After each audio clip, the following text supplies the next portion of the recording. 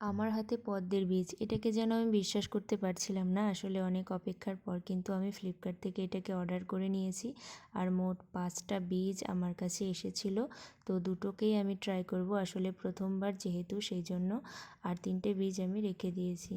আর এখানে এই যে বীজটাকে ভালো করে ঘষে নেব। ঘষে নেওয়ার পরেই কিন্তু আমি এটা জলে ভিজিয়ে রাখবো। আর জলে ভেজানোর পরে নাকি 7 থেকে 8 দিন অপেক্ষা করলেই এর থেকে গাছ বেরিয়ে যায়। তো আমি ভীষণ এক্সাইটেড, যেহেতু আমি প্রথমবার করছি। আর এই যে বীজ দুটোকে আমি এইভাবে কিন্তু গ্লাসের মধ্যে দিয়ে দেব। আর দেখো, দুটোর মধ্যে একটা কিন্তু আগে জলের নিচে চলে এসেছে। আসলে যে বীজটা নাকি ভালো সেটা কিন্তু আগে নিচে আসে। তো যাই হোক, দেখা যাক দুটো বীজ কি হয়। তো 7 দিন পরে কিন্তু আমার কাছে এইরকম গাছ বেরিয়ে গেছে। আর এটাকে কিন্তু আমি একটি বড় গামলায় রেখে দেব। আর গামলা রেখে দেওয়ার পরে এই যে গামলাতে দেখছো বৃষ্টিতে কিন্তু আমি রেখেছি, বেশ